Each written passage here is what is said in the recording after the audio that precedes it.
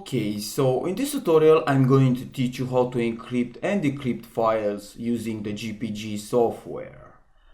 Now, for those who don't know, GPG comes installed by default on Fedora, so you don't have to worry about the installing process. Okay, now let's start to encrypt a simple text file. But first I will list the content of this directory by using ls. Now let's say, for example, I want to encrypt the creditcards.txt file, which contains some credit card details. So first of all, I will open the text file by using nano and the name of the file.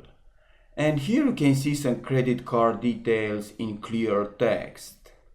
Now to encrypt this information, use the following command: GPG-C and the name of the file, and press enter. And now he's going to ask me to type a password. So I will put pass twice. Okay, so at this point my file is encrypted. And if I type ls, you can see the encrypted GPG file.